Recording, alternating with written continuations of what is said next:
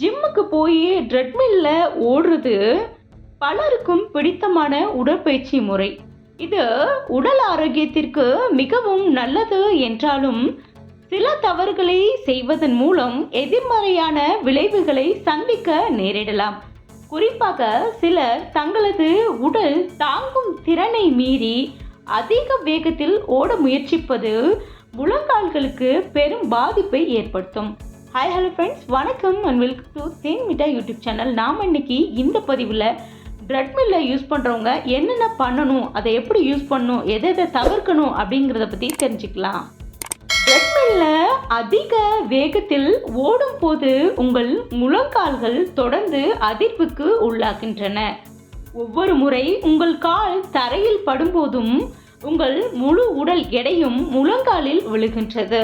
வேகம் அதிகமாக இருக்கும்போது அல்லது அதிக நேரம் ஓடும்போது இந்த தொடர்ச்சியான அதிர்வுகள் முழங்காலில் உள்ள குருத்தெலும்பை சேதப்படுத்தலாம்.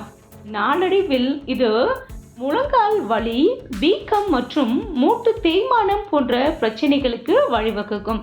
குறிப்பாக 30 வயதிற்கு மேற்பட்டவர்கள் இந்த விஷயத்தில் கூடுதல் கவனம் செலுத்த வேண்டும். ட்ரெட்மில்லில் வரம்பை மீறி ஓடுவதால் மூட்டுகளில் அதிக அழுத்தம் ஏற்படுவதுடன் தசை சோர்வு மற்றும் காயம் ஏற்படும் அபாயமும் அதிகரிக்கின்றது. சிலருக்கு முழங்கால் தொப்பியில் வலி, உடல் சமநிலை இழந்து கீழே விழும் அபாயம், முதுகு மற்றும் கணுக்கால் பகுதிகளில் சுளுக்கு போன்ற பிரச்சனைகளும் ஏற்படலாம். உடல் எடையை குறைக்கவும் இதய ஆரோக்கியத்தை மேம்படுத்தவும் ட்ரெட்மில் பயிற்சி மிகவும் பயனுள்ள ஒன்றாகும். ஆனால் அதை சரியான முறையில் உங்கள் உடலின் வரம்பிற்குள் செய்வது அவசியம். உடற்பயிற்சி என்பது ஒரு நீண்ட பயணம் போன்றது. ஒரே நாளில் இலக்கை அடைய நினைப்பது தவறு. ஒவ்வொரு நாளும் கொஞ்சம் கொஞ்சமாக முன்னேறுவதே சரியான வழி. நீங்கள் உசைன் போல் ஆக வேண்டும் என்று நினைத்து உங்கள் உடலை வருத்தி கொள்ளாதீர்கள். ட்ரெட்மில் பயிற்சியின் போது அல்லது அதற்கு பிறகு உங்களுக்கு முழங்கால் வலி, வீக்கம் அல்லது நடப்பதில் சிரமம் ஏற்பட்டால் உடனடியாக எலும்பியல் மருத்துவர் அல்லது பிசியோதெரபிஸ்டை அணுகுவது நல்லது. ஆரம்ப நிலையிலேயே கவனித்தால் பெரிய பிரச்சனைகளை தவிர்க்கலாம்.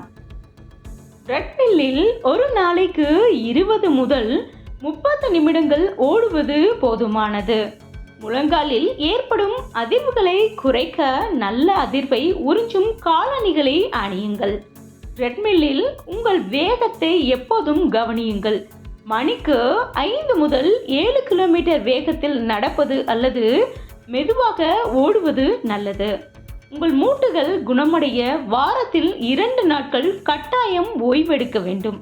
சரியான முறைகளை பின்பற்றி ட்ரெட்மில்லில் பயிற்சியை மேற்கொள்வதன் மூலம் நீங்கள் அதன் முழுமையான நன்மைகளை அடைய முடியும்.